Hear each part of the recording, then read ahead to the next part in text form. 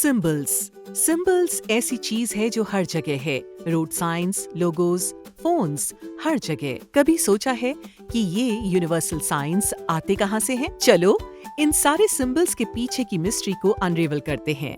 Famous Bluetooth sign से लेकर heart emoji तक। ऐसा कितनी बार हुआ है कि आपको एक यूएसबी को प्लग इन करने में दिक्कत आई है और आप उसे बार बार फ्लिप करते हैं, लेकिन यूएसबी के सर्कल, स्क्वायर और ट्रायंगल का असल में क्या मतलब होता है? ये यूएसबी का सिंबल असल में डायक से इंस्पायर्ड था, वही पायोसिडिन के ट्राइडेंट। ट्राइडेंट के 3 शेप्स डिफरेंट पेरिफेरल्स शो करते हैं जिन्हें आप यूनिवर्सल सीरियल बस से कनेक्ट कर सकते हैं, आका यूएसबी। ये सब बस यूएसबी की टेक पावर का शो ऑफ करता है जो हर तरह के डिवाइस को कनेक्ट कर सकती है। नेक्स्ट है एम्परसैंड।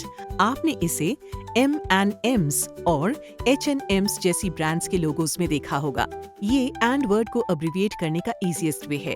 ये सिंबल स्टोरी एंशिएंट रोम में स्टार्ट हुई, जहां लैटिन लोगों की लैंग्वेज लैटिन थी और ये फ्रेंच के ए जैसा था। ओवर द इयर्स ये इवॉल्व हुआ एम्परसैंड में, जिसके पीछे लंबे लेटर्स में जगह को बचाना था। टोयोटा का लोगो देखिए, ये कितना सिंपल है, इजी टू स्पॉट है, मगर पजलिंग भी है ना? मतलब कार्स में तो 4 व्हील्स होते हैं ना, लेकिन इसके लोगो में बस 3 सर्कल्स हैं। इसे 1936 में पिक किया गया था और ये शायद हाउस में कुकअप नहीं हुआ, बल्कि एक लोगो डिजाइन कॉन्टेस्ट में जीता गया था। और ये लोगोज रैंडम नहीं हैं। जब आप इन्हें स्प्लिट करेंगे, TOYOTA स्पेल करेंगे, क्लेवर है ना? मैं भी होता तो इसे ही विनर बनाता। भला हम इस बम्पी से अपसाइड डाउन ट्रायंगल को एक हार्ट शेप क्यों मानते हैं? वेल, ये एक बहुत पुरानी कहानी है, कई 100 साल BCE पुरानी कहानी। तब एक प्लांट था जिसे सेल्फियम कहते थे, जिसके सीड्स इसी शेप के थे और एंशिएंट ग्रीक्स इसके लिए पागल थे। उन्होंने अपने कुछ कॉइन्स में भी इसे बनवा लिया था और ये एक कॉन्ट्रासेप्टिव प्लांट था और ऐसे इसे लव के साथ एसोसिएशन मिल गया। क्यूट, हाँ? कभी आपने नोटिस किया है कि कैसे रेडिएशन सिंबल्स ऐसे लगते हैं जैसे कि वो किसी एब्स्ट्रैक्ट आर्ट म्यूजियम से बिलोंग करते हैं, जबकि ये एक सीरियस नियरबाई रेडियो एक्टिविटी से रिलेटेड है। ये बर्कली के रिसर्चर्स ने 1946 में क्रिएट किया था। शुरू में ये ब्लू पर मजेंटा कलर में था और फिर ये येलो पर मजेंटा हो गया और फाइनली येलो पर ब्लैक कलर पे सेटल हो गया, जिसकी विजिबिलिटी बेटर थी। ये सिंबल एटम से निकलने वाली रेडियो एक्टिविटी शो करने के लिए था। अब बायोहैज़र्ड सिंबल को देखते हैं। ऐसा लगता है जैसे कोई डार्क आर्ट्सी इंक ब्लॉट टेस्ट हो रहा है। ये एक सिंपल सर्कल है जिसे 3 स्क्विगली ब्लैक लाइंस ने एज की तरफ स्लाइस ऑफ किया है।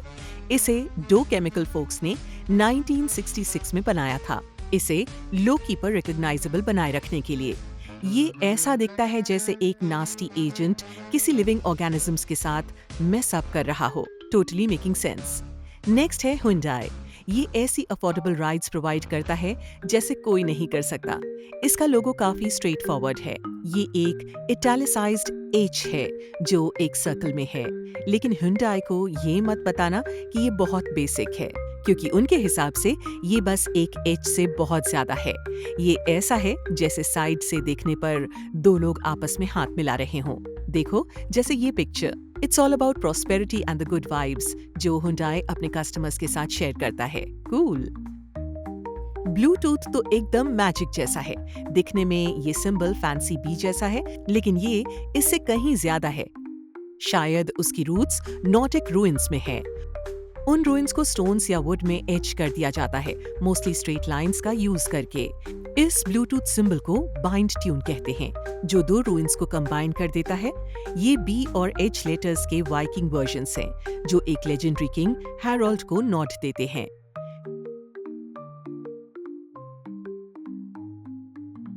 क्राउन हमेशा से एक अल्टीमेट पावर सिंबल रहा है। एक फैंसी रिंग जो आपके हेड पर है, वो डिसाइड करता है कि आप शॉट्स लेंगे। एक थियरी इसे क्रिश्चियनिटी से जोड़ती है, जहां पर एंजल्स हेलोस को रॉक करते थे। कई किंग्स ने ये क्लेम किया कि वो डिवाइन राइट से रूल करते हैं। क्राउन को कुछ होली वाइब्स मिली, लेकिन ये थ्योरी कुछ खास काम की नहीं थी, क्योंकि क्राउन्स क्रिश्चियनिटी से बहुत पहले से थे। ये स्टार्ट हुए थे डायडम से, जो एंशिएंट ग्रीक डियटीज पहनते थे। हम सच कभी नहीं जान पाएंगे। चलो अब थम्स अप की बात करते हैं, जो कि यूजुअली अप्रूवल का साइन होता है, लेकिन क्यों? ये एक थ्रोबैक हो सकता है एंशिएंट रोम की ग्लैडिएटोरियल फ्लाइट्स का। हिस्टोरियंस में इस बात में डिबेट थी कि जब एक वॉरियर दूसरे को डोमिनेट करता था, तब वो ऑडियंस में वीआईपी की तरफ टर्न करते थे, भले वो एक सिटी ऑफिशियल हो या रोमन एम्परर। फिर वो वीआईपी थम्स अप देते थे ताकि लूजर का फेट डिसाइड किया जा सके। ये थम्स अप ऐसे तो एक गुड जॉब का सिग्नल लगता है, पर पहले इसका मतलब ये होता था कि इस मॉर्टल कॉइल को शफल किया जाए। यिंग यांग सिंबल्स 14th सेंचुरी बीसीई के आसपास से हैं। ये डायज्म के पोस्टर चाइल्ड जैसे हैं, जो अपोजिंग फोर्सेस के बीच का बैलेंस रिप्रेजेंट करते हैं। हर साइड में दूसरी साइड का कुछ हिस्सा है जो मोरालिटी और स्पिरिचुअलिटी जैसा डीप स्टफ दिखता है। लेकिन इस सिंबल के रूट्स सरप्राइजिंगली लिटरल हैं। यिन मतलब माउंटेन का डार्क साइड और यांग मतलब माउंटेन का लाइट साइड। यानी कि ये सिंबल एक बर्ड्स आई व्यू है किसी माउंटेन टॉप का। क्या आपको पाइस पसंद है? नहीं, वो यमी फिलिंग वाले डेजर्ट्स नहीं, बल्कि 10th ग्रेड वाले पाइस। पाई एक मैजिक नंबर है जो रफली 3.141 होता है और हमें सर्कल एरियाज जैसी चीजों को फिगर आउट करने में हेल्प करता है। आर्किमिडीज को 250 बीसीई में इसे डिस्कवर करने का क्रेडिट मिला है, लेकिन ये सिंबल उन्होंने नहीं दिया था, बल्कि विलियम जोन्स ने दिया था। उन्होंने first Greek letter of the word दिया पेरीमीटर, जिसके लिए वो ओरिजिनली पाई का यूज कर रहे थे। हमें हर जगह क्रॉसेस देखने की आदत है। यूजुअली हम दो स्ट्रेट लाइंस को इंटरसेक्ट करते हुए देखते हैं, जो कि क्रिश्चियनिटी की वजह से काफी फेमस हो गया है। लेकिन इस क्रॉस का एक एंशिएंट सिंबल भी है, जिसके बारे में कम लोग जानते हैं।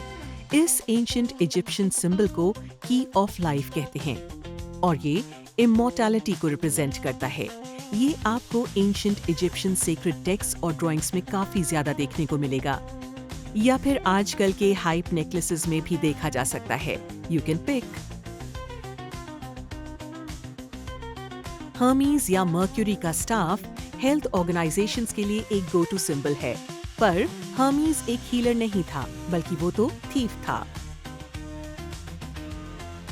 लेकिन 1200 बीसीई में एंशिएंट ग्रीस में एस्क्लेपियस नाम के एक जीनियस डॉक्टर थे और उनका ट्रेडमार्क एक वुडन लॉग था जिस पर स्नेक रैप्ड था।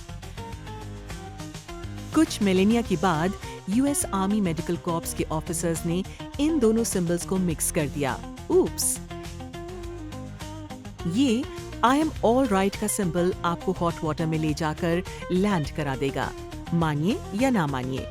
लेकिन ये बुद्धिज्म और हिंदुइज्म में एक सेक्रेड सिंबल माना जाता है और उसे मुद्रा कहते हैं, स्पेसिफिकली मुद्रा ऑफ डिस्कशन। ये सिर्फ एक सिग्नल ही नहीं दैट यू आर ओके, ये शो करता है कि आप बुद्धा के विजडम को उन्हें ट्रांसमिट कर रहे हो, जो बुद्धा की टीचिंग्स के बारे में लर्न कर रहे हैं। ये काफी डीप बात थी, है ना? तो अब मैं श्योर नहीं हूँ कि हमें इस सिंबल को ऐसे ही यूज करना चाहिए या फिर नहीं। एनीवेज, लाइटनिंग बोल्ट भी इतना ज्यादा सिग्निफिकेंट था, ये हमें नहीं पता था। ये power rangers flash, charging station और ज़ूइस की रॉथ से रिलेट करता है। ये सिंबल ह्यूमन हिस्ट्री में सबसे ज्यादा ओल्डेस्ट और मोस्ट रिकग्नाइज्ड है। इसका ओरिजिन मैनकाइंड जितना पुराना माना जाता है, क्योंकि केवमैन और निएंडरथल्स इन्हें केव्स में स्क्रैच करते थे। इसे नॉरिस, रोमन, ग्रीक और नेटिव अमेरिकन सिविलाइजेशंस में देखा गया है। इसका बेसिकली मतलब होता है कि फायर का फियर स्काई के नीचे आ रहा है। आपने इस सिंबल के साथ बहुत सारे टैटूज देखे होंगे। ये है the I of harrows, but आपको शायद ये नहीं पता होगा कि ये गुड हेल्थ और रेस्टोरेशन को सिग्निफाई करता है। हॉरस एक एंशिएंट इजिप्शियन डियटी थे, जो कि एक दूसरे डियटी के साथ फाइट में पड़ गए और फिर अपनी लेफ्ट आई के साथ हाथ धो बैठे। और फिर हैथोर एक दूसरे फेमिनिन डेटी थी, उन्होंने उनकी आंख को रिस्टोर किया। तब से इस सिंबल को होलसम हेल्थ के लिए जाना जाता है। मैकडॉनल्ड्स का symbol probably world wide one of the most famous symbol है। वैसे तो ये स्टाइलाइज्ड लेटर M है, लेकिन इसे 2 गोल्डन आर्चेस को रिप्रेजेंट करने के लिए डिजाइन किया गया था, जैसे कि आप किसी प्रिटी डांस स्पेशल किंगडम में एंटर कर रहे हों।